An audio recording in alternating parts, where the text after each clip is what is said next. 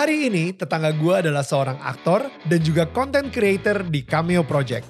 Ia mulai dikenal publik setelah memerankan film Cinta Tapi Beda. Ini dia Reza Nangin. Kesuksesan Reza Nangin sebagai seorang aktor tidak lepas dari masa lalunya yang kelam. Mulai dari broken home dan menjadi pecandu narkoba sampai ia sempat hampir memilih untuk mengakhiri hidupnya. Di sini Reza akan bercerita bagaimana ia bisa bangkit dan Tuhan mengubah hidupnya menjadi lebih baik. Inilah dia kisah tetangga kita.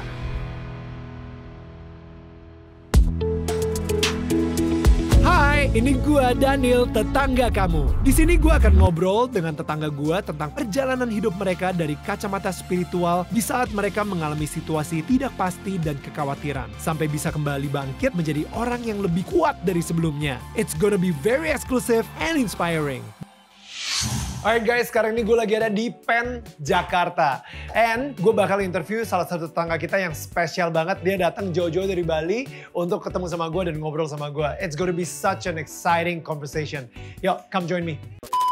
Langsung aja kalau gitu tetangga gue yang udah datang jauh-jauh dari Bali. Ini dia Reza Nangin. What is up my bro? Bro. Gila. Dari Bali lo ini ya? Dari Apa? Bali nih. Kapan nyampe? Kemarin Kemarin nyampe. Ini hasil dari karena banyak banget netizen yang minta kan, ayo sama Reza Nangin kapan sama Reza, gitu kan? Enggak sih. Gak ada. Sekarang ini requestnya banyak ke Ustadz bro. Gokil sih. Iya. Gokil. Yang Reza Nangin nih kebetulan aja. Lagi dari Bali ke Jakarta. Itu juga gue yang minta kan. Dan bisa kali gue syuting. Aduh. Bro, jadi asli sih. Gue udah suka banget sama lu sejak zaman Cameo Project sih actually. Project, oke. Zaman itu 2012 ya? 2012. Dan karena itu viral banget sih ya men ya. Itu, wah, itu Jokowi gokil. Basuki kan yang, yang One pertama. Direction kan. One Direction, kan. betul. Dan abis itu sampai sekarang ini lo based di Bali and everything. Kayaknya wow, cerita hidup lo lumayan menarik. Panjang bro, panjang. Gue kalau misalnya mau tarik gitu ya, kenapa gue bisa ada di seperti ini di hari ini gitu ya, ditarik itu jauh banget. Gue background gue broken home, ya kan. Jadi bokap nyokap gue itu cerai waktu gue kelas 4 SD. Terus habis itu 4 SD itu kayaknya lu masih umur 9 tahun ya. Ya. Masih umur 9 tahun. Terus habis itu akhirnya nyokap gue yang backgroundnya itu pure ibu rumah tangga, mesti cari kerja untuk menghidupi 2 anaknya ini. Gue anak pertama, adik gue beda 3 tahun sama gue. Terus habis itu kita tinggal di kos-kosan yang kecil banget. Makan nasi sama kerupuk doang. Di gitu Jakarta ya. nih? Di Jakarta. Ini pokoknya gue tumbuh besar dalam kesusahan, yang gue salahin cuma satu, bokap gue. Pada saat itu. Wow. Sebelum ke situ, sorry.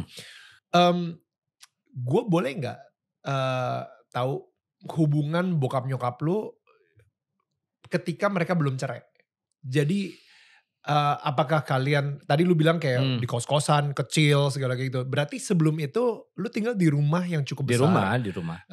Dan bokap nyokap ada, dan how was that? Like lu dari 0 sampai 9 tahun itu kan pasti ya mungkin umur 5 tahun lah. Lu udah ngeliat lah kayak hubungan bokap nyokap lu seperti apa dan lain-lain gitu. Jadi kalau misalnya berantem itu sebenarnya mereka jarang. Oke. Jarang berantem. Maksudnya berantem itu yang teriak-teriakan gitu ya. Jarang, karena di memori gue kayaknya sedikit banget gitu ya. Gue ngelihat mereka itu berantem gitu. Cuman memang bokap gue jarang banget pulang aja. Gitu. Mungkin dia amnesia ya, dia nggak tahu rumahnya di mana. Short memory loss kan bisa kan, kayak Nemo kan, Dory kan short memory loss. Mungkin bokap gue itu ikan Dory, mungkin. Tapi katanya kalau jam 3 jam 3 pagi gitu ya nggak pulang karena macet ya katanya. Iya macet. Iya kan gitu kan. Iya macet banget, macet. Terus itu jadi alasan yang sering. Terus kita tinggal Berarti gue tuh umur berapa ya kalau misalnya gue kelas umur 6 itu kan berarti tahun 89. Oke. Gue lahir 83. Berarti kan umur Jakarta 6. lagi rame-ramenya bro. Waktu itu kita di Bandung. Oh Bandung. Bandung loh, lagi bukan rame-ramenya Jakarta. bro. Bandung pada saat itu jauh lebih macet daripada Jakarta. Iya. Parah. Karena sampai jam 3 pagi pun Sampai masih jam 3 pagi macet. makanya bokap lu gak pulang-pulang. Iya. Wow. Dia bingung, dia bingung. Ini kenapa tiba-tiba macet gitu. Sering lagi macetnya. Gitu. Jadi Makanya gak pernah pulang. Kesel sih. Ini lu bisa ketawa gitu. Tapi maksudnya pada zaman itu benar-benar kayak ya, ayah mana gitu, papa kemana gitu. Benar-benar. Tapi ya itu. Jadi minim banget sebenarnya memori gue kalau misalnya gue ingat-ingat zaman dulu main sama bokap itu nggak pernah tuh. Main gitu ya, spending time bareng itu nggak pernah. Karena dia nggak pernah di rumah juga gitu. Dia nggak pernah di rumah juga, right? Gitu. Alasannya kerja. Kerja. Terus pergi bareng gitu ya, itu hampir nggak pernah tuh. Jadi misalnya nonton atau kemana ya. Kalau Bandung dulu kan alun-alun tuh masih happening banget gitu ya. Kalau alun juga enggak. Jadi nggak ada memori yang dibangun ataupun juga masa-masa ataupun juga waktu di rumah gitu ya yang dihabiskan berdua tuh nggak ada. Gitu. Jadi dia palingan ngajarin gue karate karena dia guru karate gitu kan. Oke. Yang which is gue juga gak suka karena dia ngajarin gue di rumah bener-bener kayak ditendang beneran gitu. Gue yang kayak apaan sih gitu. Lu berani sama anak kecil lu gitu. Jadi gue kesel gitu. Lebih tough dong harusnya bro. Iya, wah gue gila. Jadi ngajarin itu aja momen mungkin buat bokap gue kayak wah ini bonding. Nih bonding sama anak gue nih. Gue tendang apa. Buat gue yang kayak bonding apaan nih. Nggak asik banget bonding lu. Gila. Jadi gua gila ini nggak pokoknya memori itu minim banget lah gitu yang gua rasain. Ya udah terus habis itu cerai lah akhirnya. Cerai. Terus nyokap gua mesti nyari duit untuk ngidupin anak-anaknya dan akhirnya karena nggak kuat ya di kota besar gitu kan ya. Di Jakarta ya? Di Bandung? Ya dari Bandung pindah ke Jakarta tuh. Oh dari kos-kosan di Jakarta tuh ya? Kos-kosan di Jakarta. Sebagai ibu rumah tangga dan susah, not a career woman gitu ya saat itu ya. Akhirnya balik ke Sulawesi Tengah karena nyokap gue asalnya dari Sulawesi Tengah. Okay. Anak gue itu kan nyokap gue itu kan anak ke-10, anak terakhir. Jadi kakak-kakaknya tuh banyak banget di sana gitu. Jadi dipikirin udahlah datang aja ke sini lah gitu. Ketemu bokap lo emangnya gimana bro? Ketemu bokap gue itu, jadi bokap gue itu dulu sempat tinggal di Palu juga. Oke. Sempat tinggal di Palu. Jadi disitulah mereka ketemu. Ke Bandung segala. Ya. Okay. Nah, bokap gue itu keterima kerja di Bank Indonesia di Bandung, makanya mereka pindah. Oke. Gitu. Oke. Nah, udah tuh dari kelas 4 SD sampai akhirnya mungkin nyokap gue juga agak berat kali ya untuk menghidupi. Gue kan sama adik gue tuh beda 3 tahun. Ya kan? Waktu gue mau masuk SMA, adik gue tuh mau masuk SMP. Di saat yang bersamaan. Jadi gak kuat tuh. Udah deh. Gue akhirnya ditaruh di Jakarta. Tinggal bareng sama oma opa gue dari bokap. Dari bokap justru? Dari bokap. Karena oma opa dari nyokap kan udah meninggal. Oke. Udah meninggal. Ya. Jadi ditaruhlah di. Berarti lu masih sering ketemu sama bokap lu dong ketika lu di Jakarta? Bokap gue tetap di Bandung kan. Oke, dan dia nggak jarang ketemuin lu? Jarang. Kalaupun datang pun juga gue berusaha sebisa mungkin. Ditendang lagi. Kebetulan nih, kayaknya dia emang lagi stres aja bro. Kebetulan ada anak gue nih, ayo kita ajak karate lagi deh. Dia nyari bonding, nggak asik bonding lo. Bodoh amat. Gue soto kau getah bening lo nih. Kesel banget. Gitu. Jadi ya udah, jadi sebisa mungkin gue menghindar tuh kalau misalnya bokap gue datang, ya gue pergi ke tempat teman gue lah atau apa gitu. Nah jadi udah tuh gue SMP di Jakarta. Nah di Jakarta ini nih anak SMP teenage kan, lagi mencari jati diri, tidak menemukannya di rumah karena kan di rumah nggak ada siapa-siapa. Oma opa gue kan udah terlalu tua untuk ngurusin anak SMP gitu. Jadi ya carinya di luar. gitu. Ketemulah dengan segala macam. Gue sebenarnya mulai ngerokok itu dari kelas 6 SD. Waktu gue di Palu itu tuh. Ketahuan sama nyokap gue, terus habis itu dibolehin. Oh, nyokap lu bolehin? Bolehin. Nih, langsung gue ketahuan kan. Mama tahu kamu suka ngambil rokok mama kan, karena dia ngerokok. Oh, dia ngerokok Dia juga. ngerokok juga. Ya udah nih, ambil. Gue diem aja tuh, takut gue tiba-tiba ambil terus dipatahin leher gue kan. Gak lucu nih. Gak lucu. Udah gue diem aja. Enggak, ambil. Terus habis itu gue pegang. Jebakan atau bukan sih? Itu gitu dia. kan? Terus habis itu gue pegang. Sampai dia nyalain korek baru gue itu. Oh my goodness. Oke. Itu dari kelas 6 SD. Terus habis itu 6 SD berarti berarti udah cerai ya berarti ya? Udah. Oke. Udah. Terus SMP kelas 1 nih, SMP kelas 1. Nyokap gue juga kan suka ngebir di rumah gitu kan. Dia suka banget minum. Terus habis itu dibilang kalau misalnya lu mau minum-minum di rumah aja. Gitu. Ajak teman-teman ke rumah nggak apa-apa gitu. Yang Asal, penting di rumah. Di bawah atap rumah ya, gua lah. Karena dia nggak mau gue minum-minum di luar, terus habis itu pulang kenapa-kenapa. Lu gitu. tinggal masih bertiga aja tuh sama masih nyokap sama aja. adik. Maksudnya biarpun lu udah di Palu dan lu kayak udah ada 9 saudara nyokap lu juga yang bisa ngejaga kalian, tapi tetap aja masih tinggalnya di Palu gitu. Ya bertiga aja gitu, kita satu rumah tetap bertiga gitu. Ya udah, jadi ya gue minum di rumah. Nyokap juga gak kerja saat itu? Nyokap kerja. Jadi ketika nyokap kerja, disitulah lu kayak lu sekolah lah ya, jadi gak kerasa ketinggalan juga gitu kan? Benar. Oke.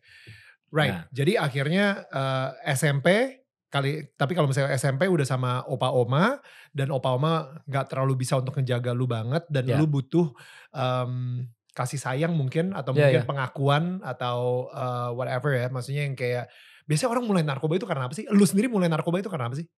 Pergaulan, kalau misalnya zaman dulu ya. Masa anak-anak SMP zaman dulu udah gaulnya narkoba sih? Iya. Anak SMP? Banyak bro. Banyak banget. Ya, gue nggak tahu. Setiap orang pasti punya motivasi beda-beda gitu kan, punya background beda-beda. Kalau gue karena supaya gue bisa diterima aja, gitu. Gue bisa diterima di satu komunitas narkoba, gitu. Gue diterima di society, ya udah gue ikut make. Pada dasarnya gue nggak begitu suka-suka amat. Jadi gue kelas 1 SMP gue make putau. Itu 1 tahun doang. Gue gak suka rasa pahitnya. Dan karena gue takut jarum suntik. Jadi gue tuh gak. Jadi gue gak cucau. Dulu tuh istilahnya cucau. Jadi gue gak nyuntik. Jadi kalau gue gak nyuntik. Jadi terus gue drag aja kan. Terus karena gue gak suka pahitnya. Jadi 1 tahun itu gue berhenti tuh. 1 tahun berhenti. Terus habis itu baru ya ke yang lain-lainnya. Ini SMP kelas 1? Itu ke SMP kelas 1. Oke. Men, sorry ya. SMP kelas 1 itu umur 11 tahun men. Iya. Enggak. SMP kelas 1 itu umur 11 tahun lah. 12. Iya, 11-12 tahun. Gila. Oh my goodness. Dan itu udah putau gitu bro. Oke. Itu udah putau. Alright. And then setelah lu gak suka putau, akhirnya lu kemana? Gue ke Sabu gitu. Kelas 2 SMP. Nah kelas 2 SMP itu juga pas nyokap gue lagi datang ke Jakarta, gue diajakin ke Mile. Terus habis itu dipotekin ekstasi. Pertama kali gue nyobain ekstasi dari nyokap gue. Dipotekin sama nyokap gue. Itu pertama kali. Oke, gue gak mau menghakimi nyokap lu ya men. Tapi memang dia punya cara parenting yang agak beda. Bokap lu bonding sama lu ditendang. Nyokap lu bonding sama lu dipotekin. Potekin. Iya. Oke. Memang agak aneh sih. Parenting. Ya. Gue gak ngerti motivasinya dia. Maksudnya alasan dia kenapa motekin gue tuh gue gak tahu. Gue pun juga gak nanya saat itu. Karena gue terlalu excited aja. Anjir ini ekstasi gila. Gokil gitu. Mahal ya saat itu ya. Saat itu mahal. Gue dipotengin. Ya mungkin dia berpikir ya lo mendingan dapet ini dari gue daripada dari orang lain. Tetap aja salah. Oke. Ya walaupun abis itu pun juga kan gue bisa nyari lah. Iya kan maksudnya. Iya.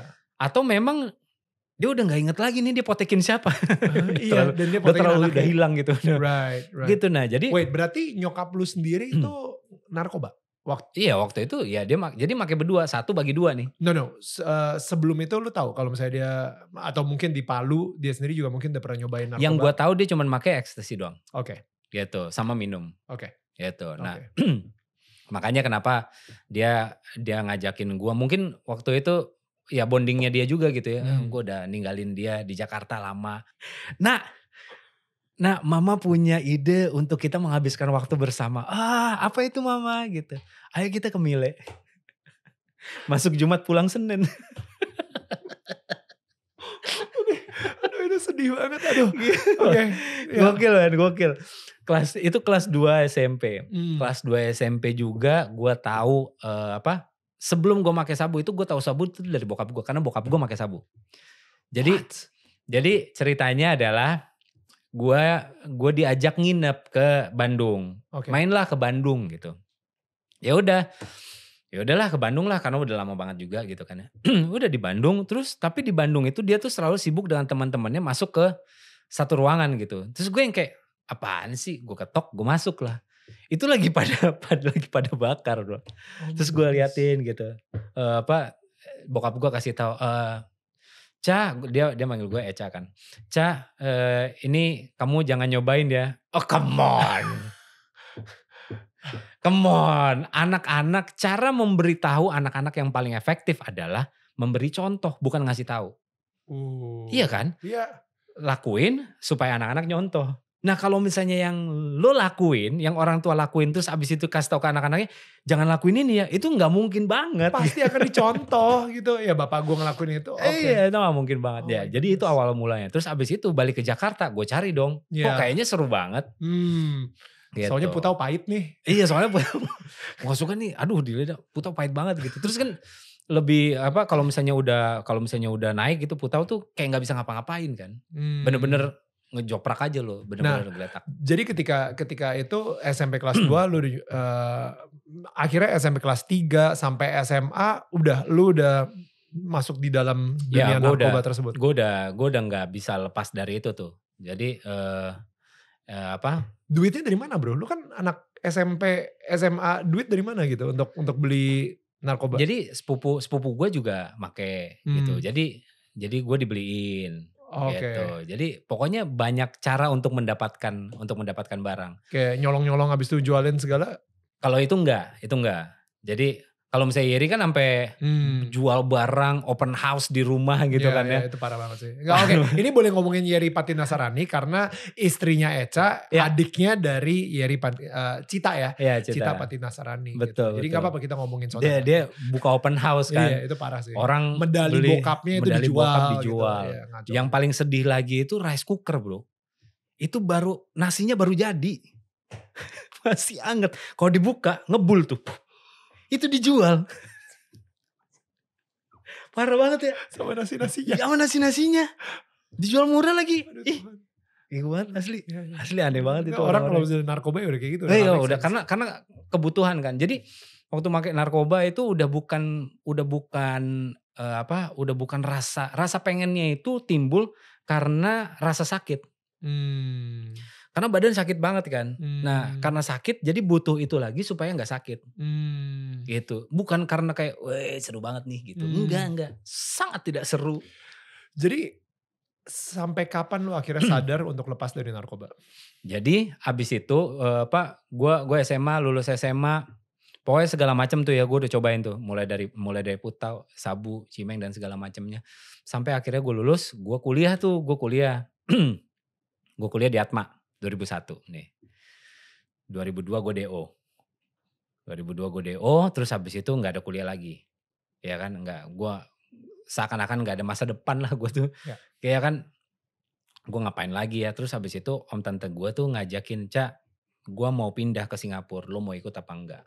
Om tante atau oma opa? Om tante. Om tante dari bokap juga nih? Dari bokap, jadi adeknya bokap gue yang paling kecil. Oke. Gitu. Gue mau pindah nih ke Singapura, lo mau ikut apa enggak? Gue pikir ya ikutlah, kayaknya Singapura jauh lebih seru daripada di Jakarta gitu. Ya.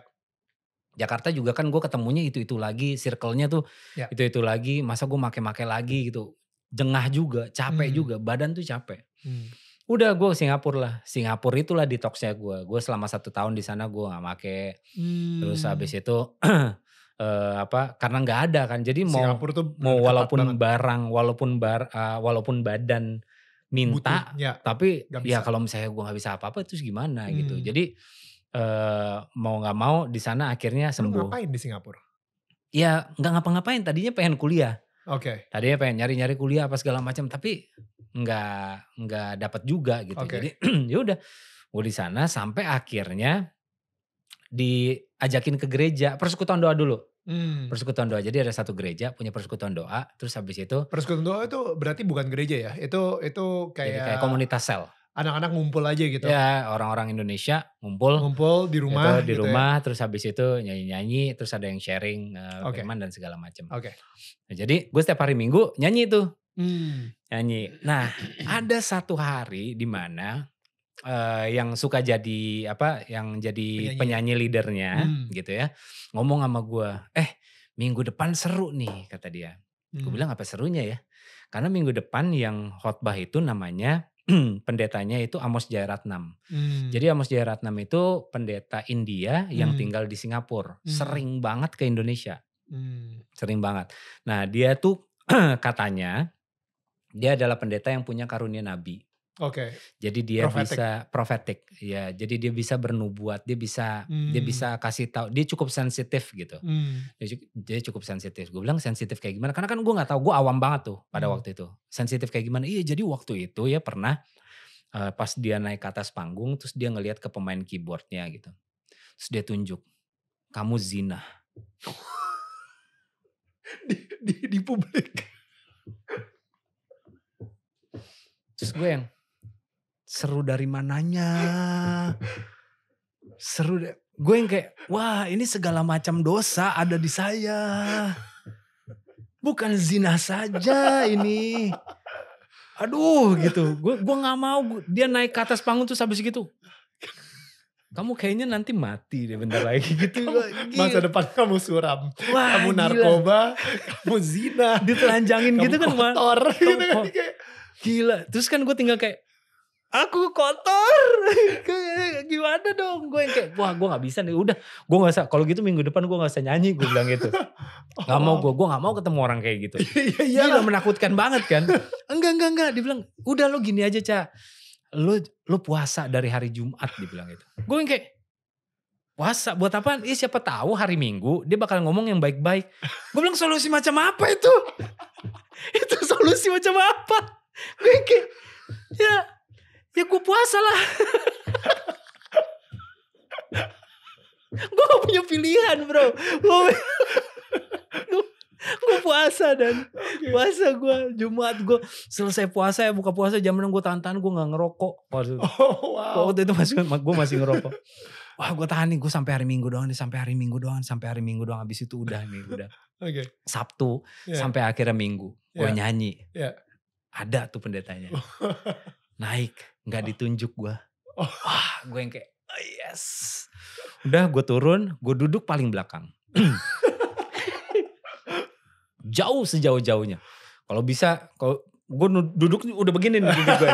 Udah pokoknya ke bawah banget lah gitu posisi duduk gue. Nah terus begitu selesai ibadah banyak yang minta didoain kan. Mulai dari jemaat, orang-orang yang datang diminta didoain sampai akhirnya ke si pengerja-pengerja gereja ini pun juga minta didoain. Nah temen gue ini nih yang ngasih tahu gue ini namanya Rudi. Nah si Rudi ini nih nyamperin gue lagi. Cak, lo gak mau maju? Gue bilang, gue gak ditunjuk aja udah bagus. Ngapain gue cari penyakit gue maju? Tapi kan lo udah puasa. Masa lo gak penasaran sih? Susah lo puasa. Iya susah sih gue bilang. Masa lo gak penasaran? Gue gak tahu kenapa ya rasa penasaran gue tiba-tiba timbul saat itu kayak. Iya juga nih. Udah puasa susah. Udah rugi nih. Gitu, rugi nih. Gue udah tahan-tahan gue gak ngerokok gue bilang gitu. Iya. Akhirnya gue maju. Wow. Maju gue. Cuman pas udah maju gue cuma nunduk aja gitu. Gue bener-bener gak berani lihat mukanya ya. Gue takut lah. Terintimidasi banget pasti. Gue bilang kayak ya udahlah nih. Gue pengen lihat lah dia pengen ngomong apa sih gitu. Ya udah gue maju aja. Gue maju. Terus habis itu dia pakai tangan kanan dia pegang pundak gue. Di pundak kiri gue. Terus habis itu dia bilang gini. Kamu akan dipakai Tuhan luar biasa. Dia bilang itu. Kamu akan dipakai Tuhan sampai ke bangsa-bangsa. Kamu akan dipakai Tuhan seperti Yeremia. Gitu. Nah pada saat itu kan gue yang kayak siapa Yeremia nih? Gue nggak pernah baca Alkitab, gue nggak tahu Yeremia ini siapa, gue have no clue. Tapi yang menjadi pertanyaan gue yang paling besar adalah kok bisa ya Tuhan mau pakai gue? Gue Tuh gue orang yang wah gila, gue pakai narkoba, gue pergaulan bebas, gue segala macam yang mungkin ya yang Alkitab bilang jangan lakukan, semuanya gue lakukan. Gue punya background keluarga broken home. Hidup gue tuh gue nggak ada masa depan, bahkan kuliah gue hancur gitu. Kok bisa Tuhan mau pakai gue gitu. Terus habis itu, tapi itu dalam hati dan seakan-akan dia mendengar itu, terus habis itu dia jawab kata-kata selanjutnya nih, dia bilang gini, karena kamu berharga di mata Tuhan. Itu kalimat yang dari dulu gue cari. Gue nggak pernah, gue bahkan nggak pernah dengar kalimat itu dari orang tua gue. Gue sampai saat itu yang gue lakukan, yang gue cari di luar, gue pakai narkoba, gue pergaulan dan segala macam gitu. Itu karena gue mencari tahu gue ini untuk apa sih gue di sini? Yeah. Gue ini siapa? Gue ini berharga atau enggak? Gue iya, karena gue nggak melihat itu dari keluarga gue. Gue ngerasa kayak gue dibuang-buang aja. Yeah. Mungkin nyokap gue pikir waktu gue SMP dipindahin ke Jakarta itu supaya gue mendapatkan pendidikan yang lebih baik, mungkin gitu. Tapi buat gue ngerasa dibuang. Lu dibuang sama nyokap, ya. Gitu. Jadi ketika bokap ninggalin lu juga, lu dibuang sama bokap. Gitu. Iya. Ya. Jadi semua orang yang gue tahu keluarga gue abandon gue. Kok bisa ada satu sosok gitu ya, ada satu pribadi yang bilang kalau gue tuh berharga buat dia. Wah itu hancur gue. Itu gue hancur. Begitu pulang gue langsung buka Alkitab. Gue langsung buka Yeremia. Siapa nih Yeremia? Yeremia siapa? Yeremia dari pertama Yeremia 1 itu udah ngasih tahu ayatnya tuh gini. Sebelum kamu lahir Tuhan sudah mengenal engkau. Selagi engkau di dalam kandungan Tuhan udah menyiapkan semuanya. Blueprintnya tuh Tuhan udah tahu. Maksudnya oke, Reza, sebelum Reza lahir dia udah tahu nih Reza akan begini. Gitu. Di situ gue yang kayak berarti gue ada di dunia ini bukan kebetulan. Berarti gue ada di dunia ini bukan karena kecelakaan gitu. Jadi gue ada di sini itu ada maksud gitu. Gue ngerasa ya gue jadi ngerasa berharga.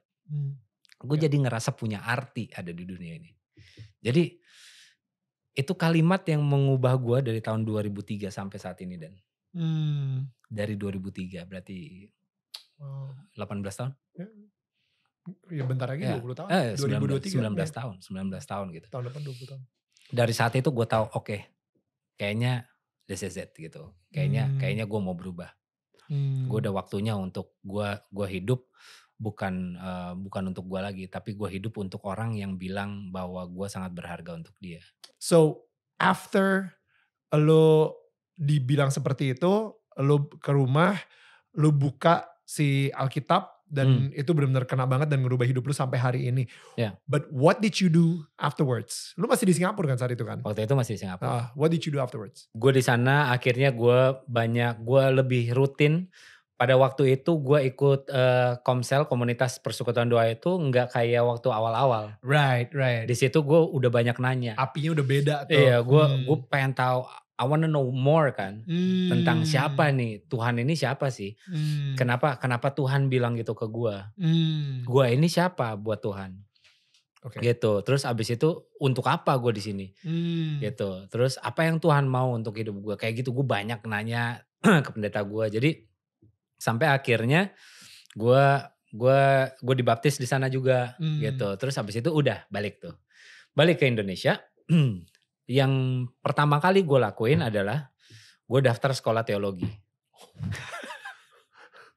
Lu kuliahnya apa yang DO? Manajemen.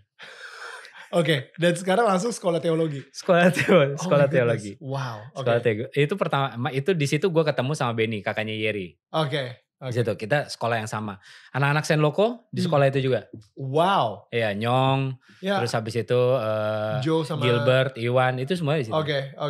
Gitu. Wow. Nah, jadi ya cuman itu kakak tingkat gue. Okay. Nah, 2004 gue masuk sekolah teologi. 2004. Lulus gue. Lulus. Wow. Oke, di DO ini dan sekolah teologi berapa tahun, Bro? Gue 4 tahun. 4 tahun. Gila, tapi gue ambil diploma waktu itu. Tapi maksud gue, lu yang bener-bener someone yang yang cuman gara-gara satu kata tersebut, satu kalimat Satu kalimat, betul. Satu kalimat tersebut itu benar-benar ngerubah hidup lu banget. 180 derajat bro. 180 derajat. Di Indonesia lu sama sekali gak ada sakau-sakau untuk nyobain narkoba lagi.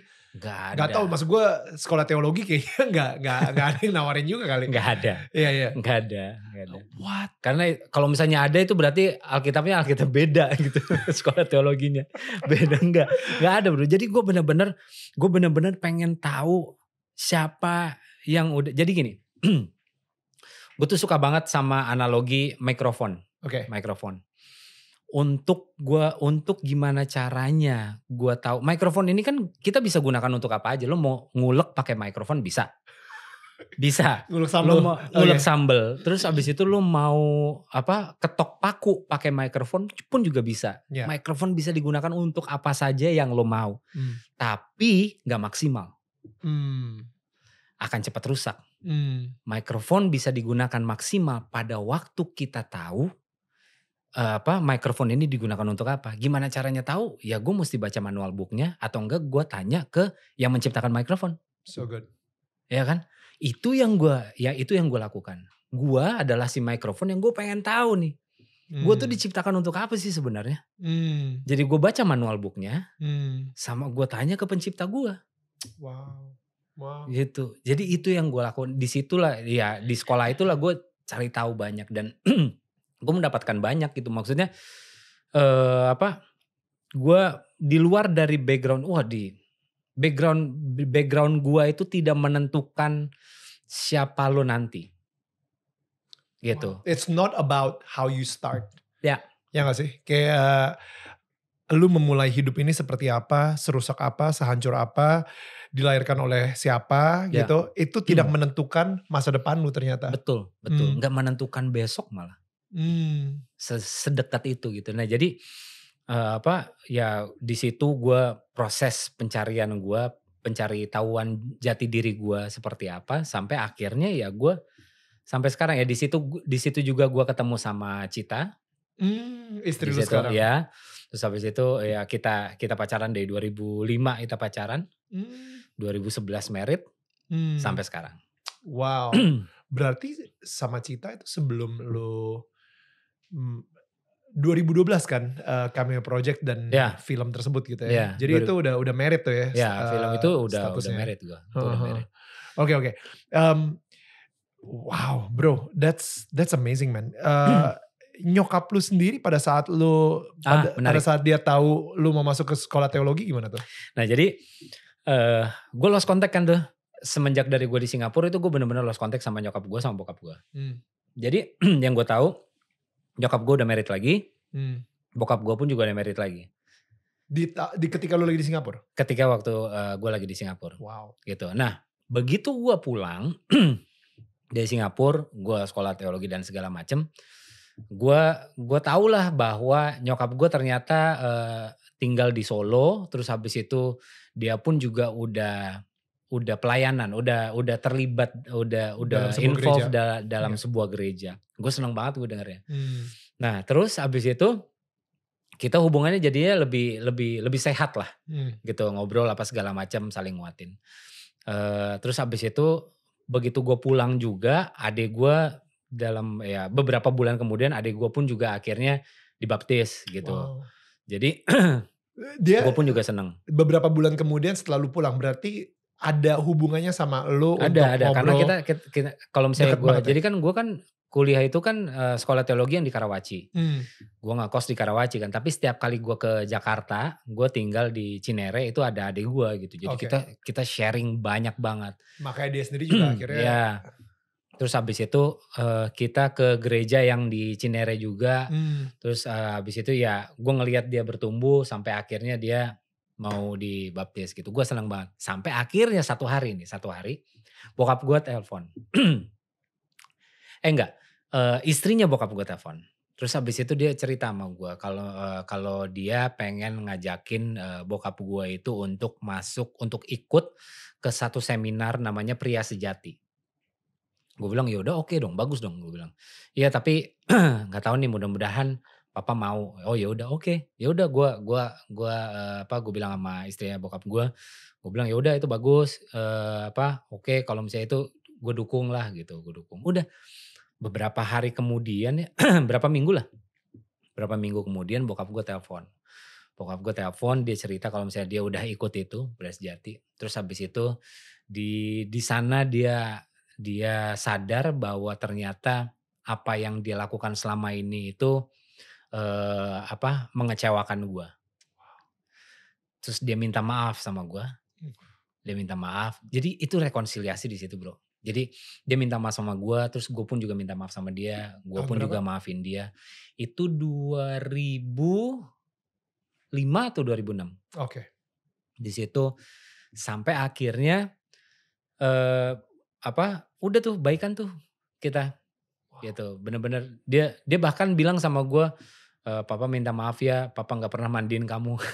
Terus gue yang kayak it's okay. That's the last thing that mungkin kan itu kayak kalaupun memang nggak hadir gitu ya, tapi paling nggak masa iya sih waktu bayi mandiin aja belum gitu. Mungkin buat dia itu kayak big deal banget buat dia gitu, makanya dia sampai minta maaf soal itu. Terus ya gue appreciate itu, gue bilang ya udah nggak apa-apa, gue bilang itu. sampai akhirnya sampai sekarang pun bokap gue udah pelayanan di sebuah gereja juga, bahkan udah sharing firman gitu-gitu. Sampai segitunya. Ya. Gue bener-bener waktu pulang gue ngerasa bukan gue doang yang Tuhan perbaiki dalam tanda kutip gitu ya, tapi keluarga gue juga gitu. Tapi ini kayak satu orang diselamatkan, satu keluarga pun juga akhirnya ikut juga gitu. Dimulai dari lo. Ya kan?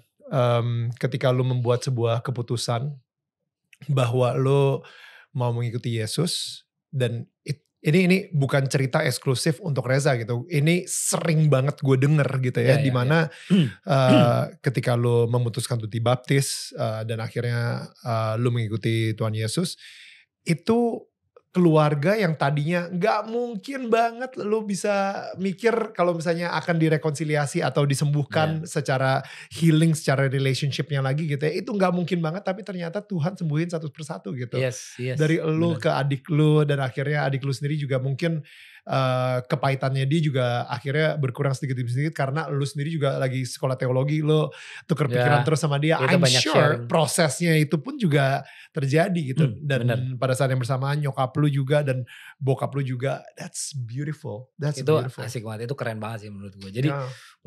Jadi gue tuh bener-bener ngerasain bahwa Tuhan lagi bikin sesuatu di dalam hidup gue gitu.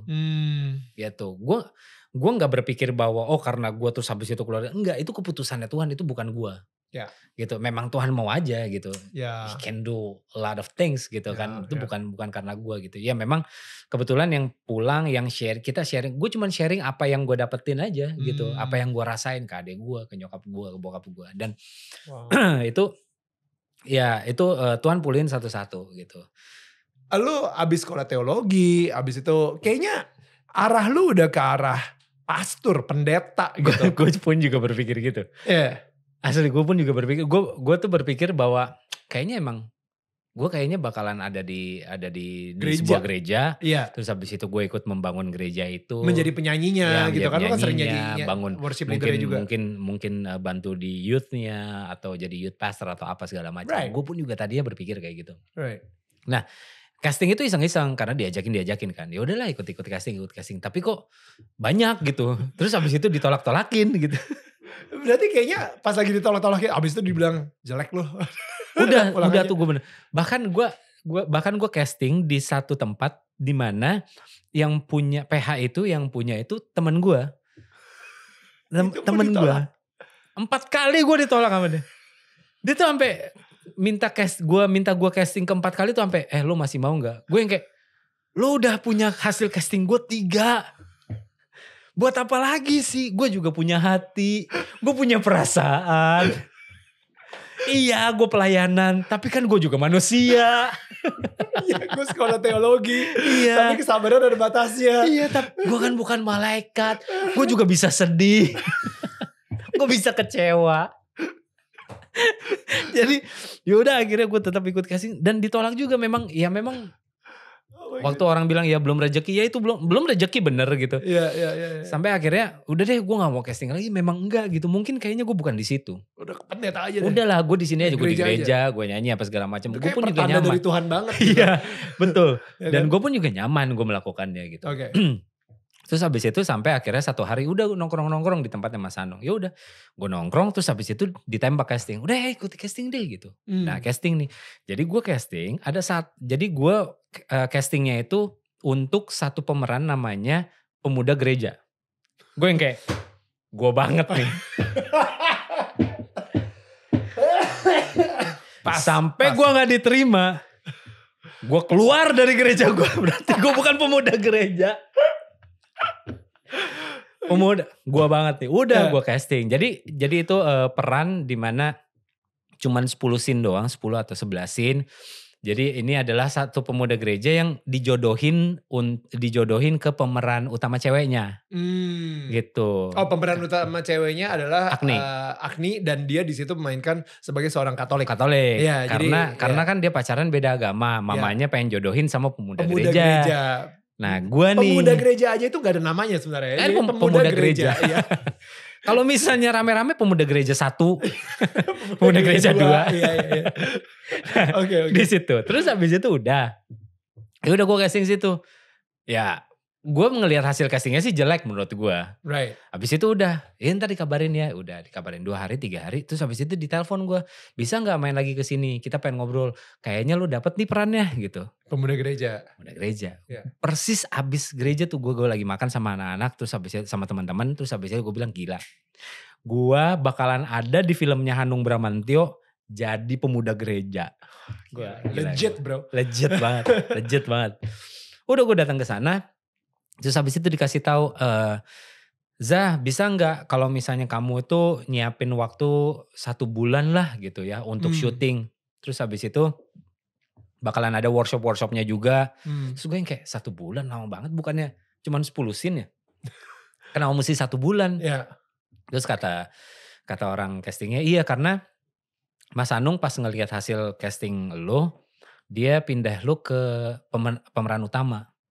Terus gue yang kayak, terus emang pemuda gereja kenapa?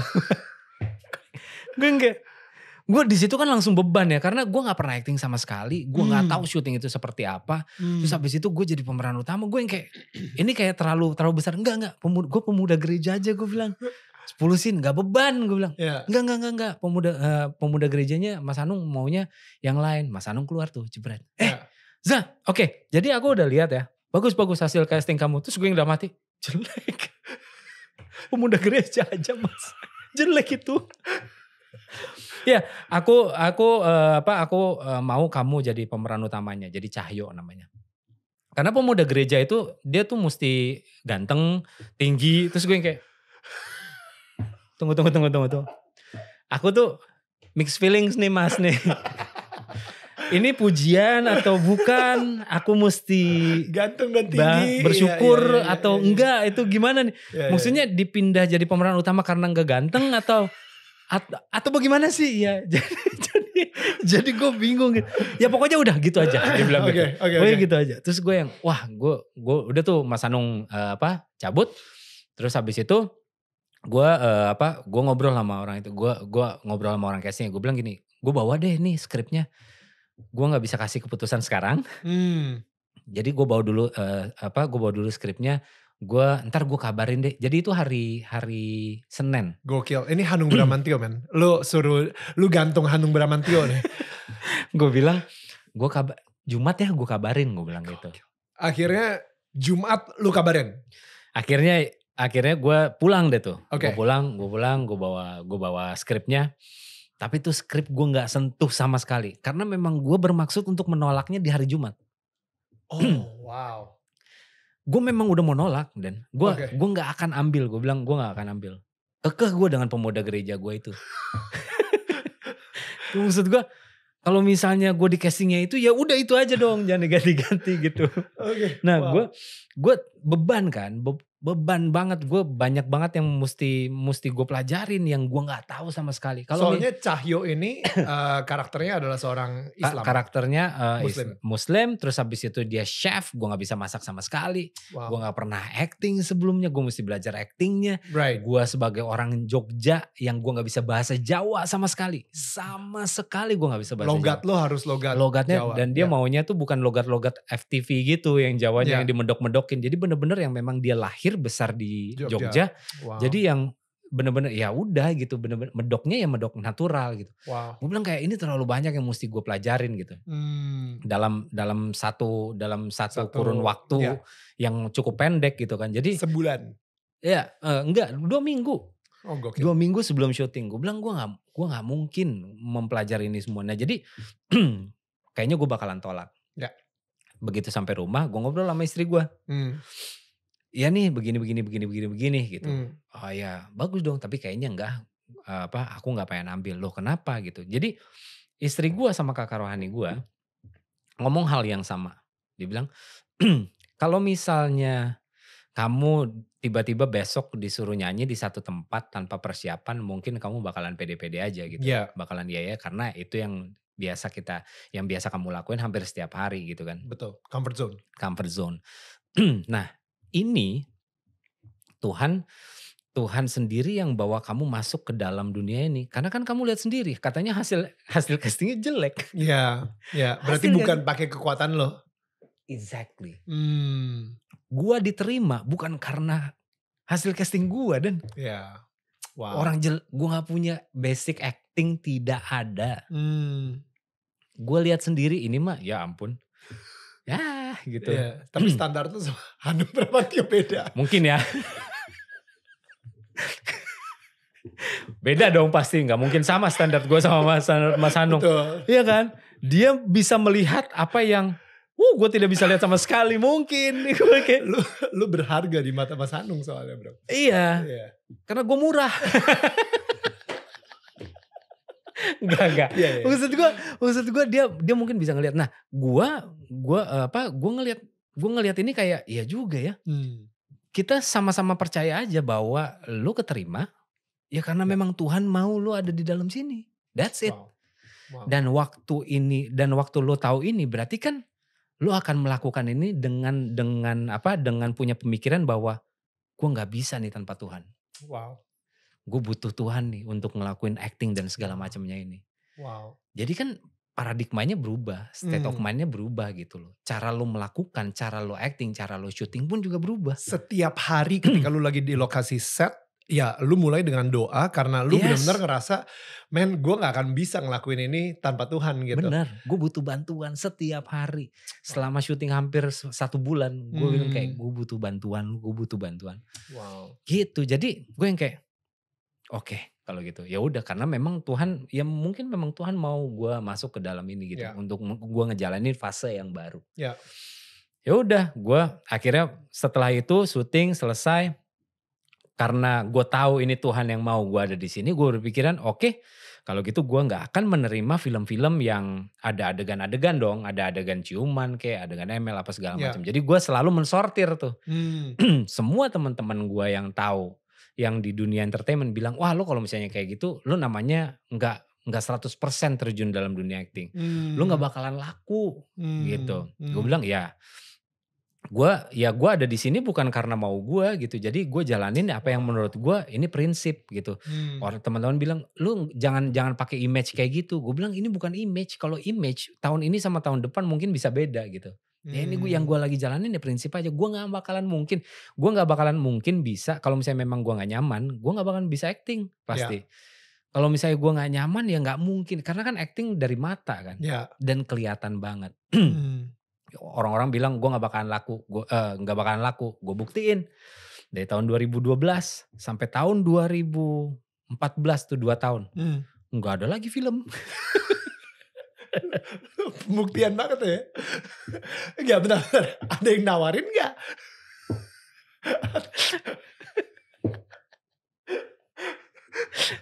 Enggak, soalnya ada yang nawarin. Enggak, soalnya gini. Kalau gue, lu tau dong, gue main di film A Man Called Ahok. Ya. Tahun 2018. Tahu. Sampai hari ini belum ada yang nawarin lagi. Padahal lu bagus loh. Makanya gue panggil lo Ko. Iya loh bagus. Standar lu kayaknya sama standar PH beda soalnya bro. Menurut lu bagus. Ada yang tawarin. Sampai ada satu film dia nawarin. Kan gue setiap adegan kali ciuman. Gue bilang gitu. Gue gak mau nih kalau misalnya ada adegan ML sama adegan ciuman. Gak ada aman. Oke, gue minta skripnya dulu. Gue baca tuh skripnya dari awal sampai akhir. Gak ada adegan ciuman, gak ada. ML pun juga gak ada. Ada satu adegan di mana gue kerja kantoran gitu. Gue masuk ke pantry. Anaknya si bos cewek suka sama gue. Dia juga masuk ke pantry. Dia tutup pintunya, jeglek, agak banting gitu, terus dikunci. Jebret. Gue lagi minum, kaget. Wah, minum gue tumpah. Terus dia jilat tuh minum gue dari leher gini, set ke atas. Gue yang kayak, ini lebih parah daripada ML bro. Ini lebih parah daripada ciuman. Kata orang casing, ntar bisa di-cheating kok. Lu mau cheatnya kayak bagaimana? Pakai lidah buaya lo taruh di leher gue. Lu mau nge-cheat gimana? Kasih tahu gue coba teknisnya. Lu mau nge-cheatnya kayak bagaimana? Gue bilang kayak gak bisa. Akhirnya lu tolak gitu ya. Iya. Gak bisa. Ya udah akhirnya gue tolak. Dan ya udah itu. Abis itu gak ada lagi.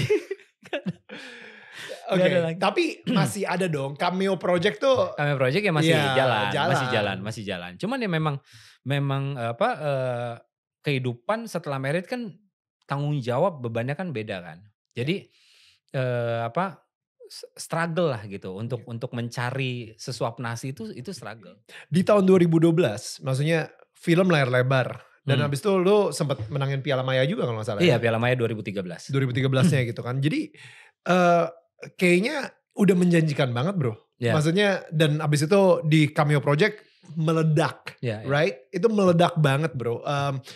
Semua WA group itu pasti ada gitu video tersebut gitu. Kita linknya di share dan lain-lain. Kita udah mikir kayak wow, you know, untuk lu mencari sesuap nasi itu kayaknya what? Kok masih bisa? Ya kenyataannya ya nggak ada job. Dan maksudnya film gitu ya. Iya. FTV pun juga beberapa doang. Ya, karena YouTube mungkin gak terlalu sebesar kalau misalnya dapetin film, project film atau ya. Gak gede. Jadi sampai akhirnya gue ingat banget itu 2014 tanggal 22 Maret. Oke, wow. Karena tanggal 23 gue ulang tahun. Oke. 22 Maret malam duit gue tinggal 100.000. No. Bener-bener 100.000. Itu waktu itu udah ada Dimitri udah lahir. Anak gue yang pertama udah lahir. Umur berapa Dimitri? Umur sekitar 1 tahunan. Iya, karena dia lahir 2013. Ini 2004. 1 tahun ya. 1 tahun. Selama 1 minggu itu, dia itu hampir setiap hari mimisan. Dan gue gak bisa bawa ke rumah sakit. Karena duit lu ya cuma 100.000. Ya duit. Dan di malam itu 100.000 gue udah berpikir oke, gue bakalan kasih 50.000 ke Cita buat dia makan sama Dimi. 50.000 gue bakalan buat isi bensin karena bensin gue pun juga udah nyala. Udah itu doang. Di malam itu gue tuh kayak apa ya, kecewa mungkin.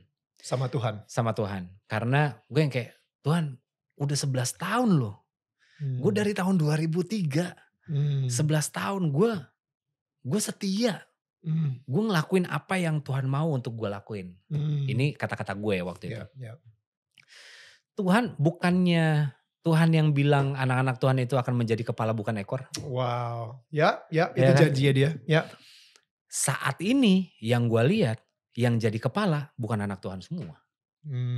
Saat ini yang jadi ekor banyak.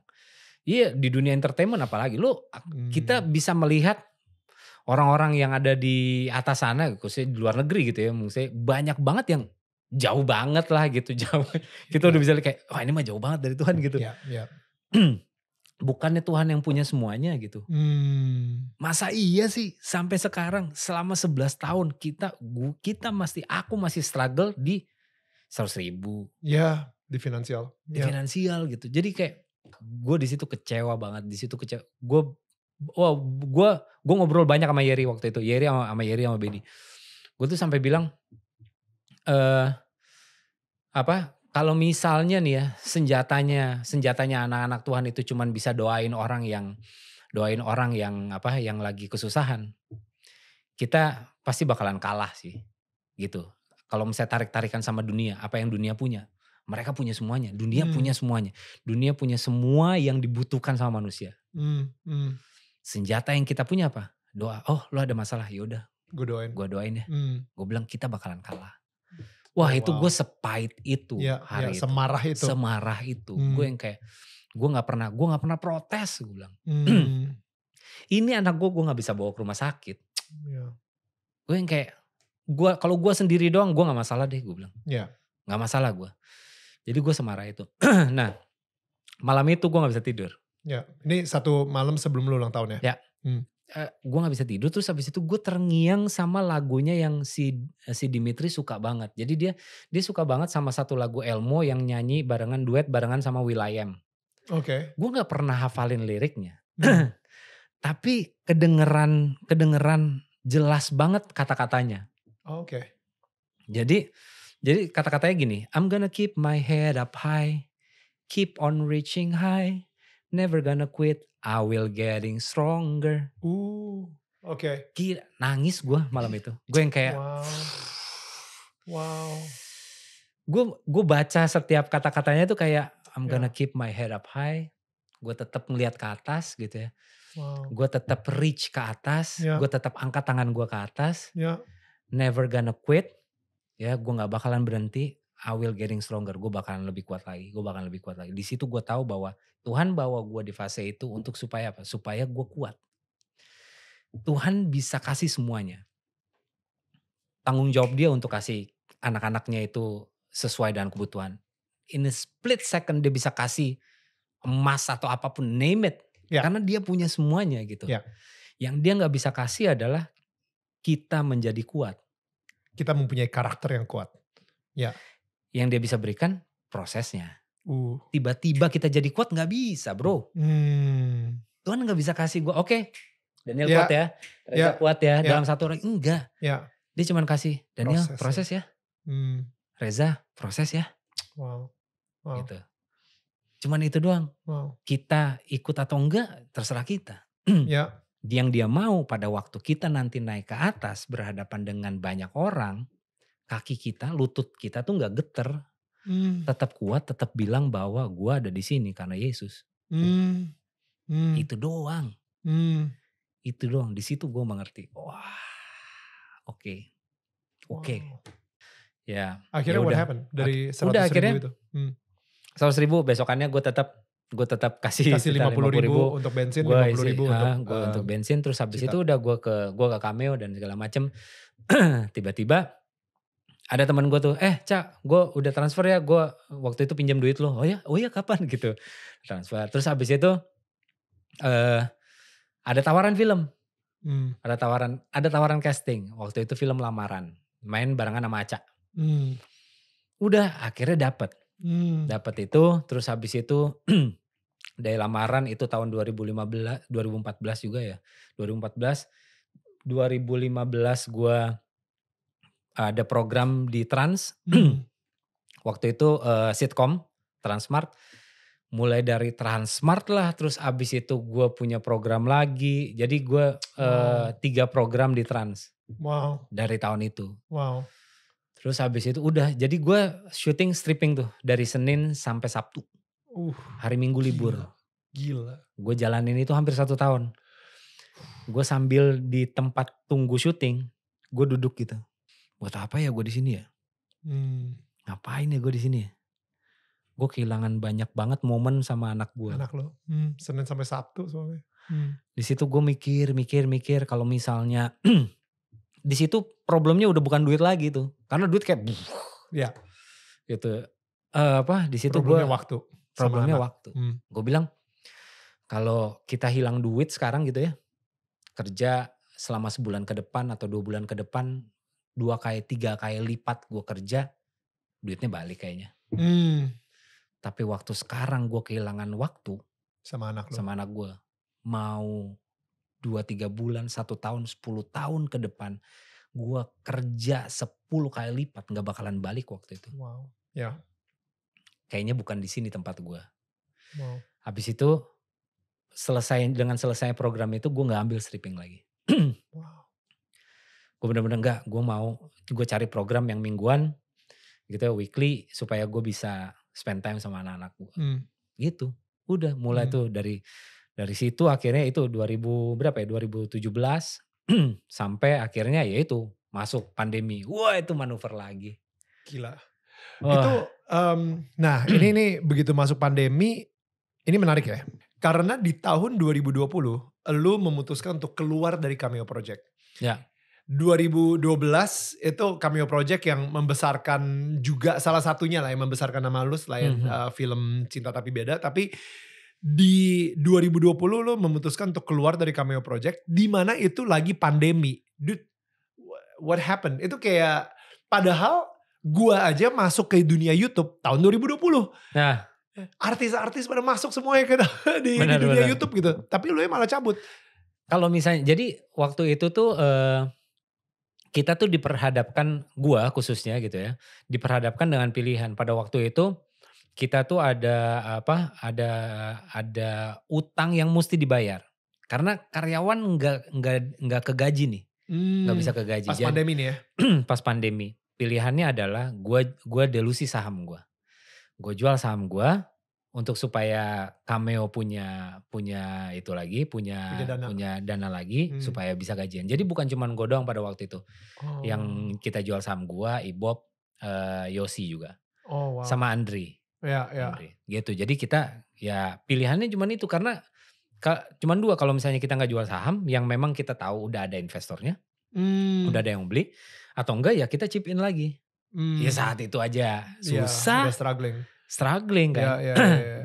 Ya udah, jadi ya pilihan yang pertama itulah yang kita ambil supaya gitu. Bisa gaji operational untuk staff-staffnya yang lain. Gitu. Nah jadi itu yang kita lakuin ya. Ya makanya sebenarnya ya nggak apa-apa juga sih. Karena kalau misalnya Jakarta terus habis itu jadwal kosong, terus habis itu mereka mau kita syuting, pasti bakalan syuting juga gitu. Jadi hubungannya tetap ada, tapi ya secara bisnis sudah nggak bersama gitu aja. Gitu. Oke. Nah tapi tadi lu sempat bilang bahwa masuk tahun 2019, masuk pandemi itu berat juga.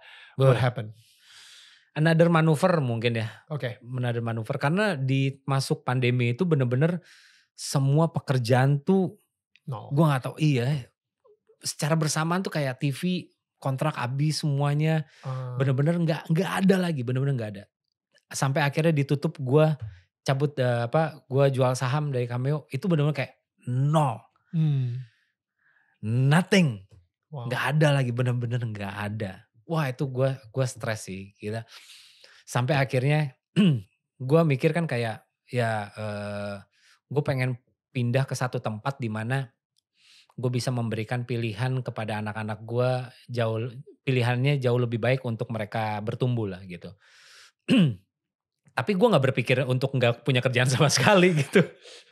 Kan sampai akhirnya kita mesti jual rumah. Oh no, di Jakarta? Iya, jual rumah yang Jakarta. Kita jual rumah di Jakarta supaya kita bisa punya sesuatu kan. Untuk hidup gitu. Ini pas pandemi nih? Ini pas pandemi. Oh damn. Dari awal 2020 kita jual rumah tuh. Damn. Dari awal 2020. Nggak laku-laku. Ya nggak laku. Orang gila ya. Orang nggak ada yang mau beli rumah juga pas pandemi. Bener. Pada nyimpen cash. Bener. Nggak ada yang laku. Jadi kita bener-bener wah itu ngerayap bener-bener. Gue tuh sampai ada momen dimana gue sama istri gue di mobil ya. Cuman bisa nangis doang berdua. Gue bilang kayak gue nggak tahu lagi gue mesti ngapain, gue bilang. Gue bener-bener nggak tahu, gue bener-bener bingung, gue pun juga ya kita doa apa yang mesti kita lakuin, tapi ya silent aja gitu, maksudnya kayak ya memang ya udah jalanin aja gitu.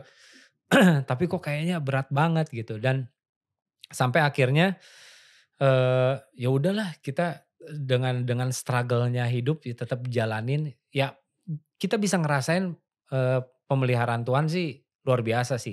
Kita tetap masih bisa makan, ya kan. Ada aja orang yang kirim makanan, Dan gue kan yang kayak oke, gue kan paling nggak bermain Instagram ya. Jadi ya kalau misalnya ada Kak Reza DM gitu, mau dong dipromoin gitu, bayar berapa? Gue bilang gak usah bayar, kirim aja makanannya supaya gue bisa foto, supaya bisa videonya. Itu banyak aja gitu. Ya.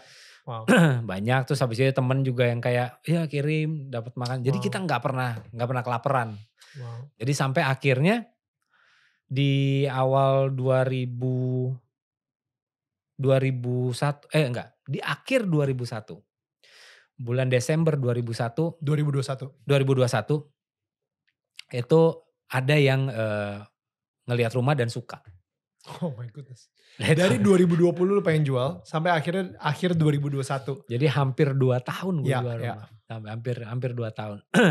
Dan kita pikir kayak ya udah ini jadi momentum aja untuk kita pindah sebenarnya. Jadi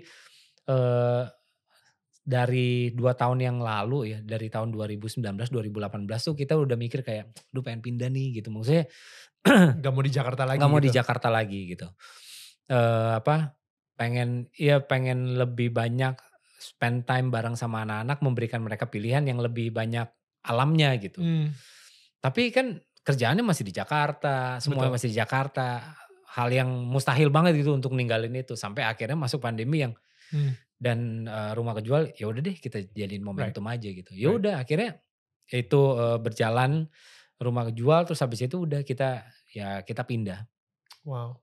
Dengan background lu sebagai anak yang orang tuanya pisah, broken home lah ya. Dan lu sekarang ini mempunyai kayak keinginan banget untuk terus berada sama anak-anak lu. Ini gue penasaran sih. Gimana sih ceritanya sampai akhirnya lu pede untuk menjadi seorang ayah, pede menjadi seorang suami, dimana lu bisa ngeliat seberapa toksiknya hubungan orang tua lo, dan lu sempat dibuang sama nyokap lo ke oma opa. How? Like lu dimana bisa mendapatkan keberanian untuk memulai keluarga baru dan sekarang ini mempunyai 2 anak gitu? Bagus banget lagi pertanyaannya. Makasih. Gue mungkin karena dasarnya adalah gue gak mendapatkan itu dari orang tua gue. Jadi gue pengen memastikan anak-anak gue mendapatkan itu. Gue gak pernah mendapatkan kehadiran orang tua gue. Mereka ada tapi gak hadir gitu. Ya kalau bokap gue gak tahu gitu. Gak ada dan gak hadir. Bokap gue hadir di rumah orang.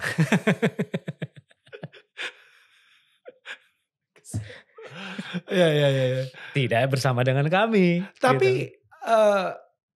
Untuk lu menjadi seorang, karena gini, lu gak mendapatkan ilmu parenting dari orang tua lu. Bagaimana caranya lu bisa menjadi parents yang baik untuk anak-anak lu? Nah itu dia, jadi gue tuh karena gue gak tahu bagaimana caranya jadi orang tua. Setiap orang tua itu kan belajar parenting itu dari orang tuanya kan. Ya. Jadi secara default lah itu udah default banget. Jadi karena gue gak mendapatkan itu, jadi gue bener-bener ngulik. Gue bahkan sampai sekarang nih ya, gue mengakui gue gak bisa main Lego sama anak gue. Hah? Gue gak bisa, gue gak tahu gimana caranya main Lego dan. Loh, tinggal ngelihat buku manualnya gitu, gampang banget. Gue gak menemukan itu menarik. Karena gue gak pernah spend time bareng sama bokap gue untuk bikin sesuatu. Wow. Apa gitu, itu kan hal simple banget. Makanya sekarang tuh gue kayak, apa sih itu Lego? Wow, naik sepeda? Naik sepeda, sampai sekarang nih ya, gila gue sedih sih sebenarnya. Karena sampai sekarang, Dimitri itu gak bisa naik sepeda. Karena gue gak pernah nemenin dia dalam proses itu. Gue pun juga gak pernah ditemenin sama bokap gue, proses belajar naik sepeda. Gue belajar sendiri. Jadi gue seakan-akan gitu ya, tanpa gue sadar, tanpa gue mau gitu ya, gue membiarkan anak gue ya udah belajar sendiri aja. Wow. Gila, sampai sekarang. Tapi untungnya yang lainnya dia bisa lah gitu. Tapi ya sepeda belum gitu. Iya, dan gue pas banget lagi nanya yang sepeda gitu, yes. Sorry. Karena kan itu hal yang father, cowok banget. Yeah. Sepeda, berenang, main-mainan, robot-robotan, gak ada. Jadi gue mesti cari cara sendiri untuk gue belajar sendiri, gue Extra effort ya? extra effort Ya. untuk gue menghabiskan waktu bermain bersama anak-anak gue. Wow. Jadi kayak orang banyak yang bilang, maksudnya gini, gue sering banget denger kayak fight for your family, fight for your marriage, misalnya seperti itu ya. Pokoknya lo bener-bener berjuang gitu kan. Dan yang gue lihat di sini, lo bener-bener berjuang bro. Lu kayak tadi lu bilang, lu belajar, lu ngulik, itu benar-benar sebuah perjuangan. Karena kita itu kalau misalnya tidak berjuang, yang ada ya kita going with the flow gitu ya. Jadi agak-agak downhill gitu. Dimana yang namanya berjuang ya susah. Benar. Susah. Benar. Untuk berjuang tuh susah. Berjuang untuk berjuang untuk ke gym gitu. Itu susah gitu. Benar. Berjuang untuk punya six pack susah. Tapi ya yang namanya perjuangan emang pasti susah. Dan I think gue pengen tahu sih bagaimana cara lu ngulik-ngulik atau lu berjuang untuk menjadi seorang ayah yang baik gitu. Banyak itu sih, banyak nonton YouTube tentang parenting. Sekarang tuh lagi ngapain sih? Sekarang gimana sih caranya untuk ngasih tahu anak yang paling efektif gitu. Gitu. Gimana sih? Oke, tumbuh kembang anak tuh apa sih gitu. Apa itu emang tumbuh kembang? Maksudnya? Jadi 0 sampai 6 tahun itu adalah golden age-nya mereka. Dimana perhatian 100% yang orang tuanya lakukan itu pasti akan diikutin. Gitu. Jadi ini adalah momen yang paling baik kalau misalnya lu mau ngajarin nilai, value, apapun gitu ya. Apapun itu tuh yang baik-baik, ini adalah di golden age-nya mereka. Wow, oke. Karena ini lagi masa-masanya mereka menyerap 100% apa yang orang tuanya katakan, apa yang orang tuanya lakukan. Gue belajar di situ. Wow. Gue cari tahu, gue tanya sama orang. Oke, di situ. Terus abis itu tantrum tuh apa sih? Tantrum itu punya 3 fase. Gue pun juga baru tahu. Gue baru tahu ada. Okay. Jadi kalau misalnya anak 2 sampai 4 tahun kan kita selalu dengar, oh ini anak nangis mulu lagi tantrum nih gitu. Tantrum itu kan sebenarnya kan mereka belajar untuk memvalidasi emosi mereka kan. Oke. Jadi waktu mereka lagi marah, ya marah gitu. Kalau misalnya sedih ya nangis. Jadi jangan lagi lapar marah teriak. Kalau misalnya lagi lapar ya udah lo ngomong gitu. Nah kalau misalnya mereka lagi nangis gitu ya, jangan di distract. Apa tuh pesawat? Biarin mereka mengalami emosinya mereka, mengenali. Lu lagi sedih sekarang ini. Mengalami emosinya mereka, mengenali, merasakan. Jadi jangan sampai kalau misalnya kita zaman dulu ya. Jangan nangis anak cowok masa nangis sih? Nggak apa-apa nangis. Nggak apa-apa. Nangis itu adalah ya emosi. Gitu. Marah pun juga emosi dan emosi ini netral ya. Netral. Nggak, bukan positif, bukan negatif. Jadi bahkan sekarang gitu ya banyak dari kita yang kalau misalnya nangis tuh langsung diusap gitu. Nggak boleh nangis, nggak boleh nangis. Nggak apa-apa nangis. Nangis sambil ketawa gitu. Gue gak tahu nih kenapa nangis tapi ketawa gitu. Karena kita gak memvalidasi emosi kita dari kecil gitu. Jadi kita gak tahu bagaimana mengatasi emosi kita waktu datang. Kita gak tahu waktu kita ngerasa kecewa apa yang harus kita lakukan ya. Jadi banyak yang melakukan hal-hal yang negatif jadinya. Karena mereka merasa asing dengan emosinya. Nah tantrum fase pertama itu mesti beres. Mereka mesti melewati itu dengan selesai. Anak-anak. Karena kalau enggak ya mereka pasti bakalan secara emosional naik turun tuh. Bakal naik turun. Nah, fase pertama kalau enggak stabil. Kalau fase pertama enggak selesai, tantrum mereka akan fase kedua. Bakalan meledak di fase yang kedua. Itu waktu umur 13-14 tahun. Oh my goodness. Waktu kita teenage. Puberty.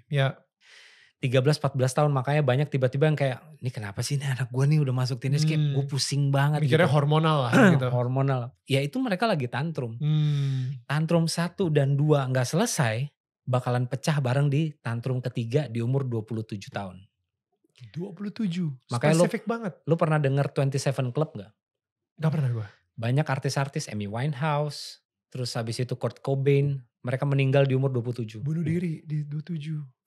Di umur 27 di mana mereka lagi tantrum, mereka nggak tahu apa yang mereka rasakan karena satu fase 2-nya nggak selesai, itu meledak di umur 27 di saat mereka lagi ada di atas dan nggak ada orang. Gak ada siapapun di samping mereka yang bisa bilang it's okay. Wow. Kamu berharga di mata Tuhan. Gak ada, bunuh diri bro. Gitu lah. Jadi ini gue tanya-tanya lagi, gue belajar. Jadi kayak gue nggak mau apa yang gue nggak dapetin itu pun juga anak gue nggak dapetin gitu. Gue tahu pasti selalu ada yang menjadi korban. Maksud gue gini, dalam hidup tuh pasti kalau misalnya lo terlalu ekstrim mengambil sesuatu pasti bakalan ada korbannya. Misalnya gue terlalu sibuk sama kerja, keluarga pasti korban. Ya kan? Gue berusaha banget untuk supaya gue nggak apa-apa deh. Maksud gue nggak apa-apa dengan hidup biasa-biasa saja, ya. Tapi gue bisa kasih semuanya yang anak-anak gue butuhin. Bukan masalah materi doang ya. Cinta, bener-bener kasih, semuanya. waktu. Ya. Karena gue percaya kalau misalnya mereka semua dapatkan itu di rumah, gue yakin mereka gak bakalan nyari di luar. Kalau misalnya mereka dapetin kasih sayang, perhatian, pengetahuan, apapun yang mereka penasaran gitu ya. Mereka dapetin semua jawabannya di rumah. Mereka gak bakalan nyari di luar. Gak bakalan. That's so good. Salah satu alasan kenapa gue narkoba dan segala macam nyari di luar ya karena gue gak mendapatkan itu. Gue gak pernah dipeluk. Wow. Peluk kan dari orang yang kita sayang atau yang dari kita cinta itu seperti mengeluarkan zat dopamin di dalam otak kita. Zat dopamin itu yang membuat kita nyaman, membuat kita happy. Zat dopamin itu juga yang keluar pada saat kita pakai narkoba. Makanya dibilangnya dope. Gitu. Orang dapetin itu di luar. Padahal di rumah ada sebenarnya. That's good. Orang banyak cari di luar dan akhirnya kesasar. Nah itu yang gue gak mau. Maksud gue kalau gue mau siapin ini dulu deh. Gue mau siapin rumah dulu. Rumah yang bener deh gitu. Gitu gue rasa gak apa-apa. Tuhan pasti jaga kok. Tuhan pasti pelihara kok. Pasti kecukupan. Gak mungkin enggak. Untuk gitu. urusan finansial gitu ya. Maksudnya kenapa lu gak di Jakarta untuk stripping sinetron tiap hari. Pada saat yang bersamaan yang tadi lu bilang gitu. Lebih mendingan I have all I need. I have all I need dengan keluarga gue bahagia, keluarga gue konten gitu dan mereka semua tercukupi daripada I have all I have gitu ya, semua yang I wanna rakus gitu, greed. I wanna be greedy. Gue bener-bener kayak wah nggak bisa nih. Gue harus punya mobil seperti ini. Gue harus punya rumah di sini. Gue harus bisa punya merek ini atau apa. Tapi keluarga gue berantakan gitu. You know, like makanya Tuhan kayak pengen kita fokus sama dia dengan provisionnya dia, dengan apa yang bisa diberikan sama dia gitu daripada kita benar-benar kayak rakus banget dan kita menghalalkan segala cara supaya yang penting gue paling kaya lah di antara semuanya segala kayak gitu tapi keluarga berantakan gitu misalnya. Ya, gue respect dengan orang-orang yang memang ada di atas tapi mereka bisa ngejaga juga mempunyai keluarga. Mempunyai itu gue respect, gue angkat topi banget gitu. Betul. Gue butuh belajar tentang itu gitu karena banyak yang sampai sekarang pun juga gue masih banyak ngulik gitu. Gue hari ini gue lagi belajar banget bagaimana cara managing financial personal finance ya. Karena itu bokap gue gak pernah ngajarin gue. Nyokap gue gak pernah ngajarin gue. Di sekolah gue gak pernah diajarin. Bokap gue cuma ngajarin manajemen waktu. Gimana caranya tidak ada di rumah. Dan dia berhasil. Ya. Gitu. Ya, terus lanjut. Manajemen waktu. Gak men. Bagaimana menjadi ninja. Bush. Mana ya gitu. Gue. Presiden tadi baru masuk WC, kenapa WC jendelanya kebuka?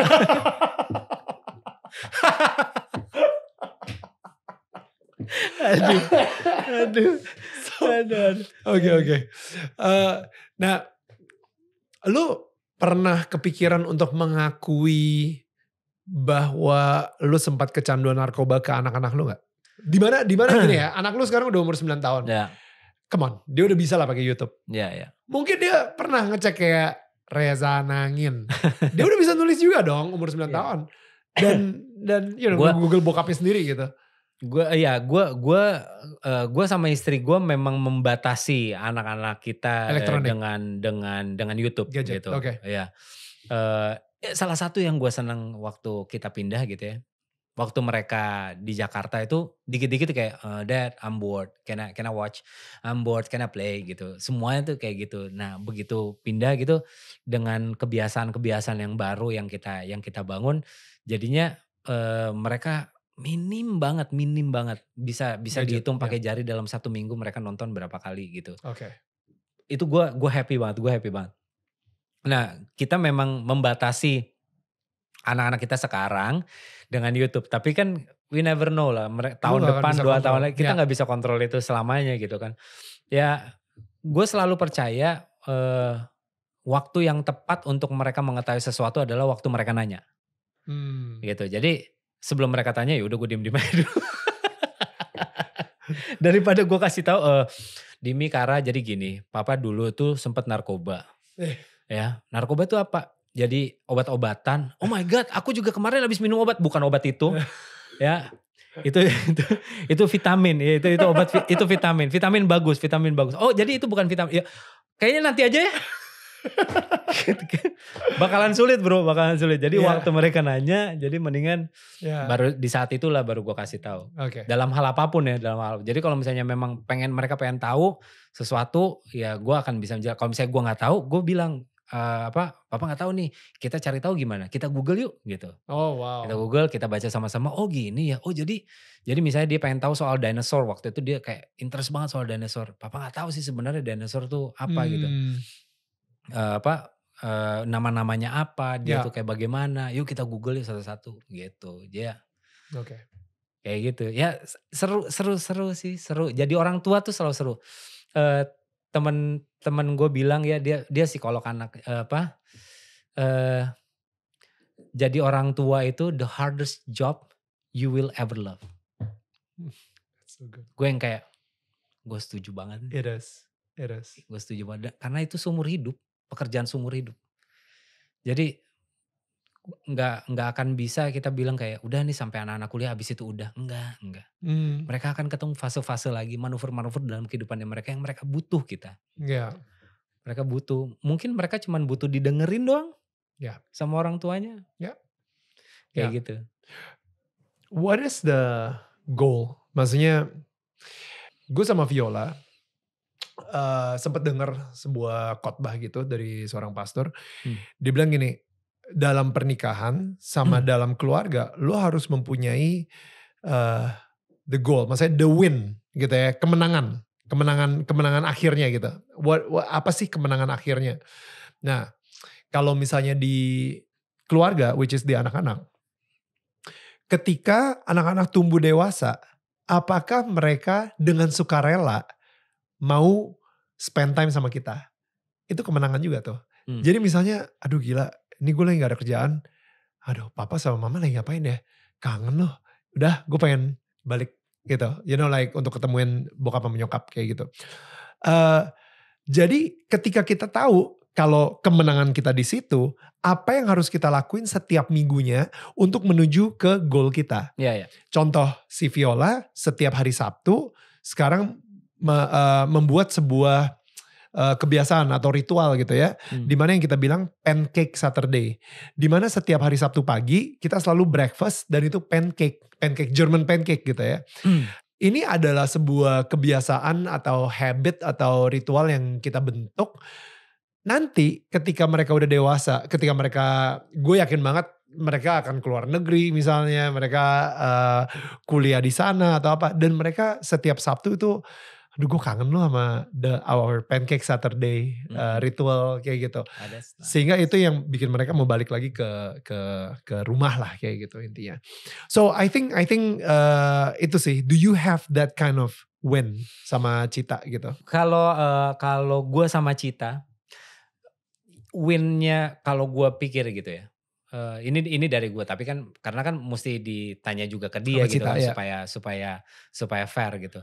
Kalau gue gue pengennya sih kita sampai akhir tuh ngejalanin apa yang jadi vow-nya kita aja gitu. Through thick and thin gitu. Iya kan, setiap hari dan gue sukanya gitu ya sampai saat ini pun baik gue mau keluar rumah ataupun juga datang dari manapun kita masih kita masih pelukan, kita masih cium satu sama lain yang walaupun kalau misalnya anak-anak ngeliat kayak yuk gitu. Yeah. Padahal kita udah sama-sama dari tahun berapa tuh? Dari 2005 sama-sama gitu. Maksudnya ya sekarang tuh berarti kan hitungan berarti 17 tahun. 17 tahun bersama itu angka yang wow gitu zaman sekarang. Tahun ini Desember kita 11 tahun menikah. 11 tahun menikah. Wow. Ya, lumayan gitu, angka yang lumayan gitu dan gue selalu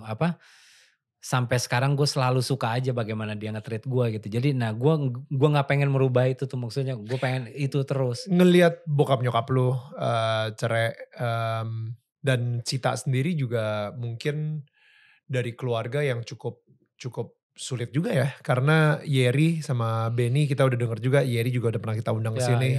Bokap nyokapnya Cita pun juga struggling banget dengan kedua kakaknya Cita dengan narkoba juga gitu. Jadi apa yang kalian lakuin dan mungkin apa boundary-nya gitu ya di pernikahan kalian to make sure kalau misalnya kalian gak end up atau kalian gak berakhir seperti orang tua kalian gitu. Orang tua lu mah. Kalau gue kan gak punya itu ya, standar gue tuh jauh banget di bawah kan, standar orang tua gue nih. Right. Jauh banget di bawah. Jadi yang gue lakuin adalah jelas apa yang mereka lakukan, gue tidak lakukan, itu aja. Gue berusaha untuk tidak melakukan itu terhadap anak-anak gue, which is sangat susah. Karena default lu, ya pasti kayak gitu. Gue marah nih, cara marah gue sama kayak nyokap gue marah. Oh my goodness, sama. Jadi jadi gue kadang mesti kayak, ya nggak boleh kayak gitu dong. Gue mesti menyadari, gue mesti bener-bener. Gue bahkan ada satu momen ya, gila gue sampai gue malu / itu pun juga kejadiannya jadinya lucu / itu nampar gue bahwa harusnya gue tidak melakukan itu. Jadi ada satu momen dimana gue marah banget sama anak gue yang pertama. Marah, bener-bener marah sampai gue teriak-teriak. Gue yang kayak bener-bener teriak gue. Saking marahnya gue masukin semua mainan. Simple padahal. Gue suruh beresin mainan. Tidak dilakukan juga. 1 jam gue suruh dia beresin mainan. Setiap 10 menit gue bilang, Dimitri, tidy up your toys. Dimitri, tidy up your toys. Capek kan gue, tiba-tiba meledak lah gue. Gue ambil kantong plastik, gue masukin semua mainan itu, gue buang. Lu buang? Gue buang. Ke tong sampah? Sambil gue marah. Gue buang ke tong sampah. Sambil gue marah-marah, teriak-teriak. Anak gue nangis, si Dimitri nangis. Begitu abis gue buang, gue tetap nih gue nyamperin dia.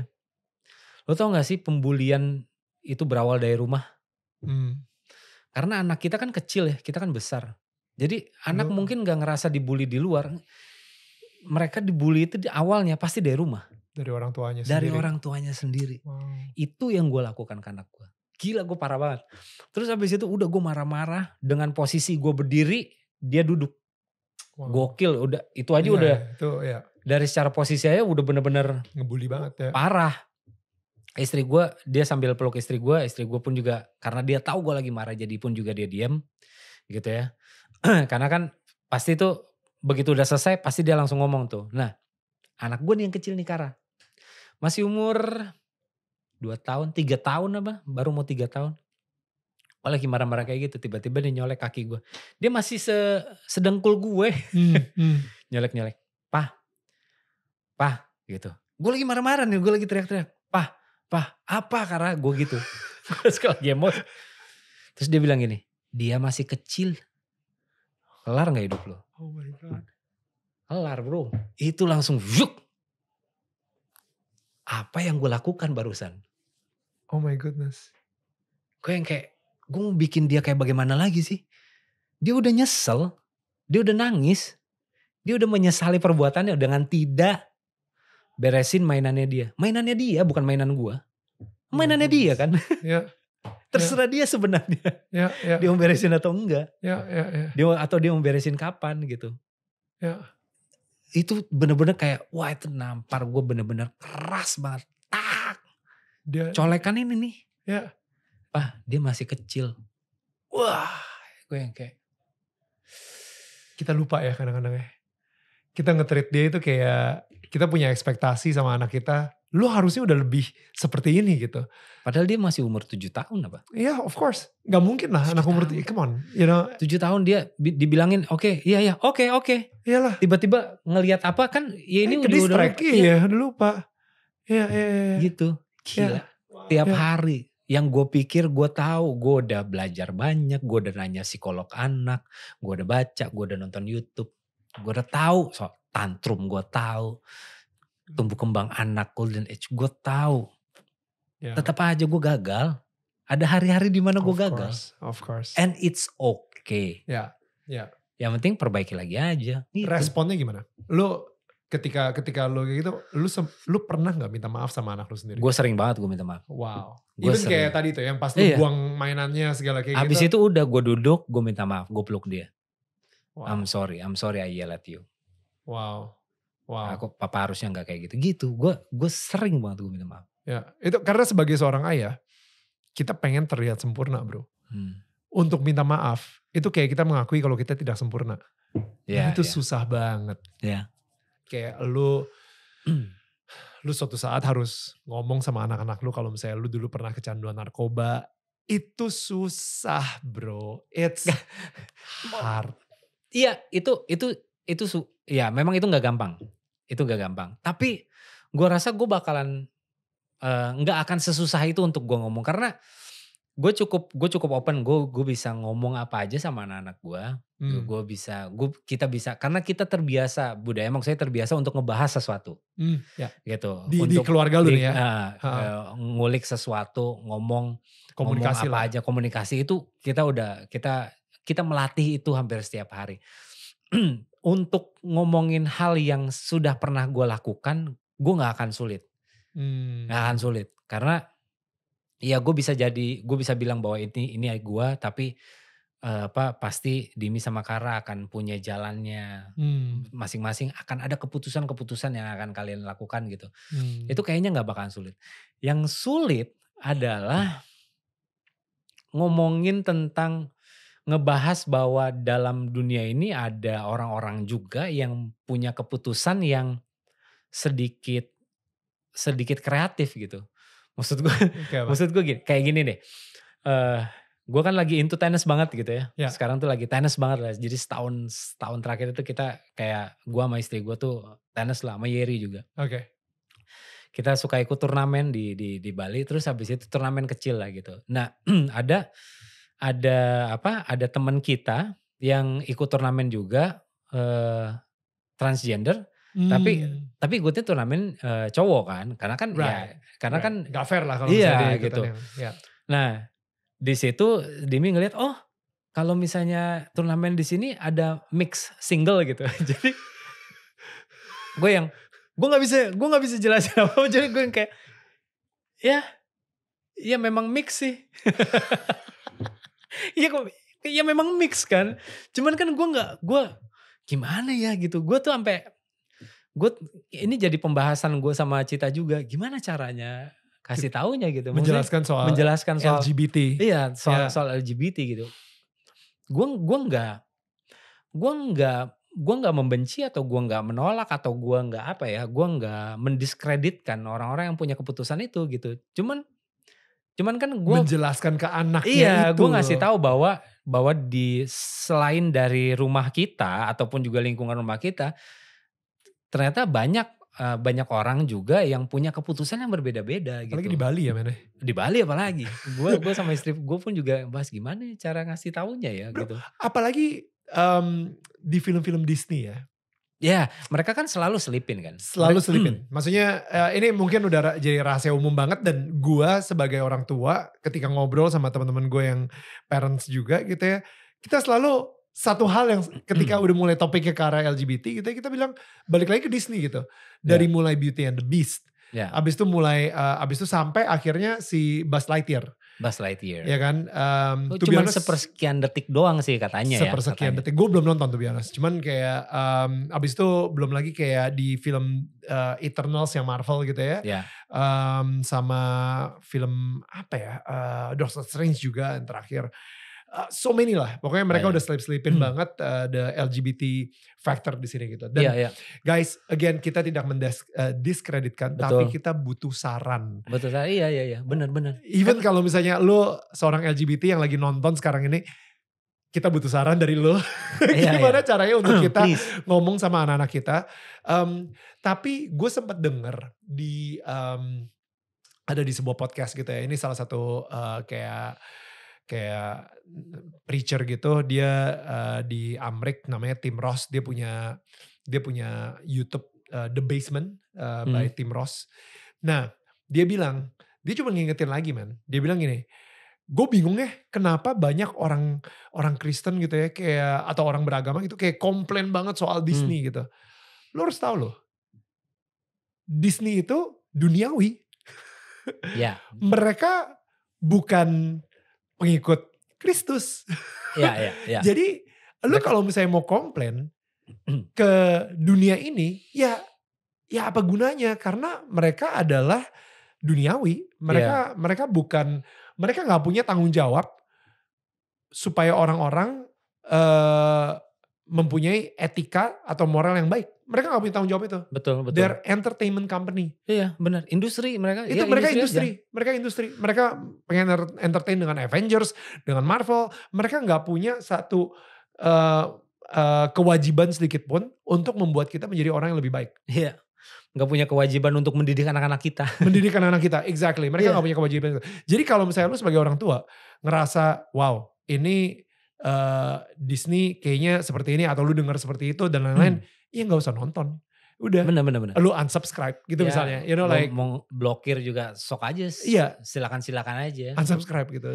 Tapi what do you think? Pendapat lu soal itu gimana? Kalau gue sama istri gue pemikirannya adalah, ini adalah dunia yang tidak bisa kita tolak sebenarnya. That's good. Kita suka gak suka, percaya gak percaya, mau gak mau, kita harus terima bahwa ini adalah dunia yang kita hidup. Yang di dalamnya kita hidup. Jadi dengan berbagai macam yang ada gitu, keberagaman yang ada, ya kita harus terima itu. Makanya gue nggak setuju kalau misalnya ada orang-orang yang menolak LGBT-nya. Buat gue kayak, kenapa? Bukan maksudnya dengan membawa ayat-ayat Alkitab misalnya, right? Gitu kan? Maksudnya, kalaupun memang Alkitab itu kita pakai ayatnya, tetap kita bukan orang yang tepat untuk bilang itu gitu. Nggak ada satu orang pun yang berhak bilang yang dilakukan satu orang ini terhadap lu yang lo lakukan, walaupun gue pendeta lo sekalipun misalnya Dan ya. Lo berada di dalam naungan gereja gue. Right. Waktu gue ngelihat lo, Dan, apa yang lo lakukan akan membuat lo ke dalam neraka. Wow. Gak ada satu orang pun yang bisa bilang kayak yang gitu. Yang berhak ngomong seperti itu. Gak ada.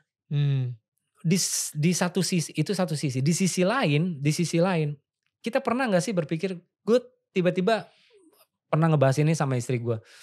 Gimana kalau misalnya ada satu anak gitu ya, dia dikucilkan, dia tidak bisa sekolah di satu sekolah karena punya orang tua yang gay misalnya.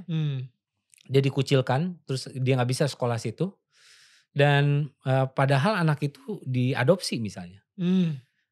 Apakah dia nggak berhak punya dia diadopsi? Ya kan? Wow. Apakah dia nggak? Sedangkan dia untuk mempunyai orang tua itu kan impiannya si anak ini. Semua anak-anak. Semua anak. Ya.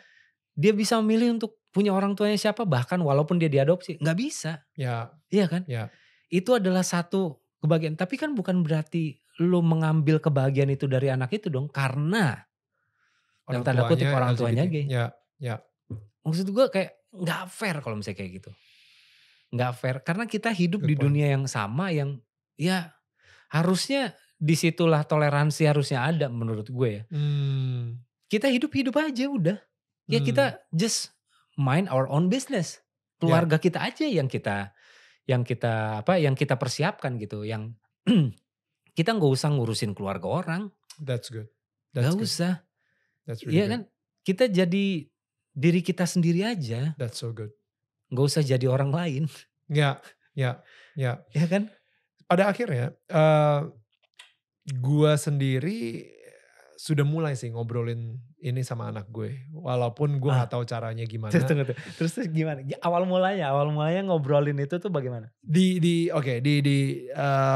podcast, maksudnya di salah satu episode kayak gue sempat ngomongin ini juga ketika anak gue dia masuk kelas 5 SD, abis itu dia bilang, kebetulan saat itu kita lagi tidur di tempat tidur berempat gitu ya sama adiknya juga, abis itu si Mila nanya gitu, oh ini kakak kelas gue nih ada yang bilang dia itu bisexual. Artinya apa sih gitu. Si Viola ngejawab gitu. Tapi ini gue udah sempet bilang sih di salah satu channel, di Daniel Tetangga Kamu, cuman gue lupa di episode siapa.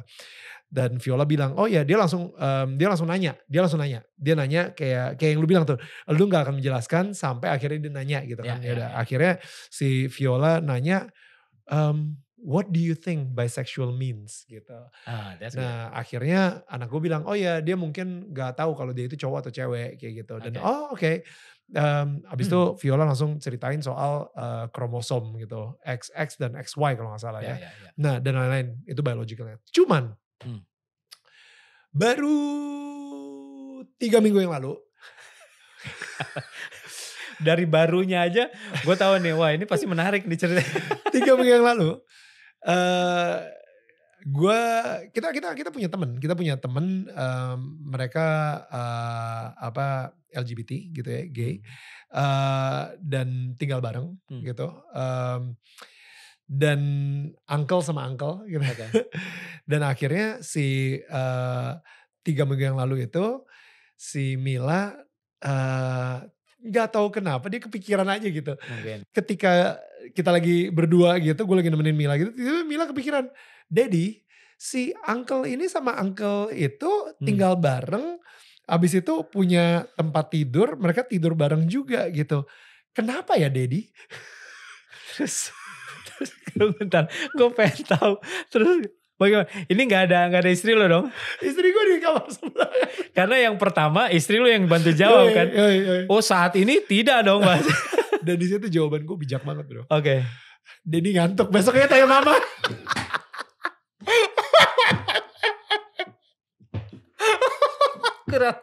Kurang ajar. Bro, asli, gue asli kayak udah tidur lah, ngantuk. Jawaban yang paling cepat untuk menghindari pertanyaan-pertanyaan itu adalah dengan kebijaksanaan loh. Udah ketegasan. Tapi bukannya apa nih ya, kayaknya I think zaman bokap nyokap gue, parenting gue, ketika gue nanya pertanyaan aneh digituin juga gue.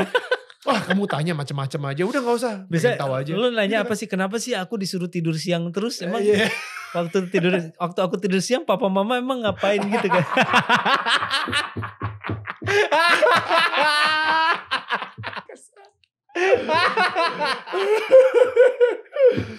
Tapi akhirnya besok paginya gue bilang lagi, gue bilang kayak misalnya, Viola, Mila kemarin malam nanya gitu ya, kenapa uncle ini sama uncle ini tidurnya satu ranjang gitu, what do you think gitu. Ya udah gue sendiri juga dengerin si Viola mau jawab apa nih. I think jawaban Viola saat itu adalah it's their choice. Itu adalah pilihan mereka. Putusan bener. Belum bisa diterima oleh culture kita, budaya kita, dan hidup mereka mungkin akan lebih sulit dan challenging, tapi itu pilihan mereka dan kita hargai pilihan mereka. Itu yang Viola bilang gitu ya. Ya, dan susah sih, gue mungkin gak bisa menjawab sebijak itu, sebijak Viola gitu. Tapi itu bingung banget. Tapi memang ya itu. Tapi ada bro, bukannya apa, gini.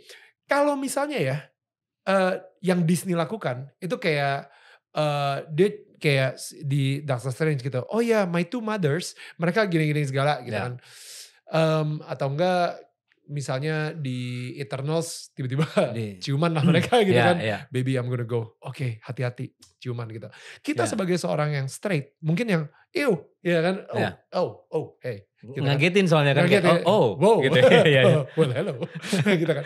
Nah, tapi yang lebih bahaya sebenarnya ketika film tersebut udah memasukkan itu ke dialog. Misalnya ada dua anak sekolah duduk lagi makan siang. Abis itu yang si anak sekolah bilang, hey man, kayak gue kayak mulai suka sama cowok deh. Kayak gitu, gue mulai suka sama laki deh. Abis itu temennya satu lagi, ih gila lu bro, masa lu kayak gitu sih? Enggak dong bro, lu kan straight. Aduh, tapi kan gue gak tahu ya bro ya, gue gak pernah ngelakuin ini. Kita gak akan pernah tahu enaknya sampai kita nyobain. Gak asik bro lo. Udah kita gak mau ngomongin itu lagi.